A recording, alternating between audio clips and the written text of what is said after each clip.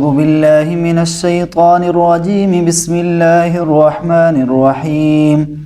تبارك الذي بيده الملك وهو على كل شيء قدير، الذي خلق الموت والحياة ليبلوكم أيكم أحسن عملا، وهو العزيز الغفور، الذي خلق 7 سماوات طباقا، ما ترى في خلق الرحمن من تفاوت، فارجع البصر هل ترى من فطور، ثم ارجع البصر كرتين ينقلب إليك البصر خاسئا وهو حسير.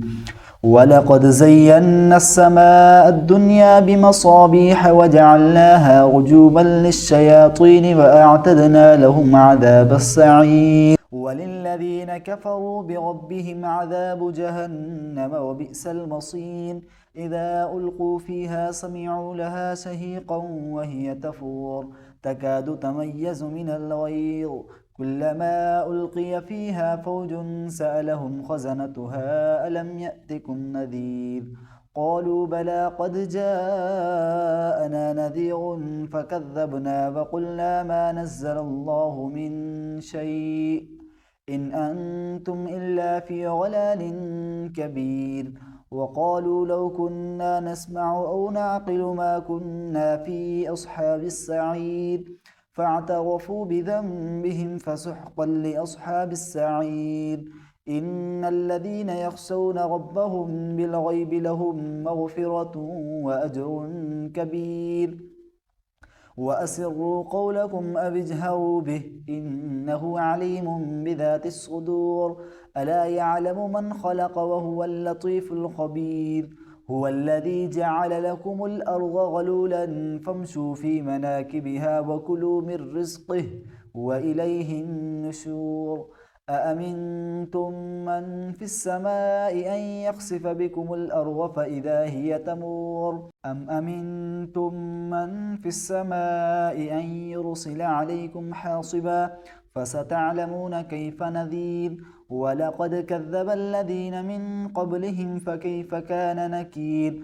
أولم يروا إلى الطير فوقهم صافات ويقبضن ما يمسكهن إلا الرحمن إنه بكل شيء بصير. أمن هذا الذي هو جند لكم ينصركم من دون الرحمن إن الكافرون إلا في غرور. أمن هذا الذي يرزقكم إن أمسك رزقه بل لجوا في عتو ونفور. أفمن يمشي مكبا على وجهه أهدى أمن يمشي سويا على صراط مستقيم. قل هو الذي أنشأكم وجعل لكم السمع والأبصار والأفئدة قليلا ما تشكرون. قل هو الذي ذرأكم في الأرض وإليه تحشرون. ويقولون متى هذا الوعد إن كنتم صادقين. قل إنما العلم عند الله وإنما أنا نذير مبين. فلما رأوه زلفة سيئت وجوه الذين كفروا وقيل هذا الذي كنتم به تدعون. قل أرأيتم إن أهلكني الله ومن معي أو رحمنا فمن يجير الكافرين من عذاب أليم. قل هو الرحمن آمنا به وعليه توكلنا فستعلمون من هو في ضلال مبين. قل أرأيتم إن أصبح ماؤكم غورا فمن يأتيكم بماء معين.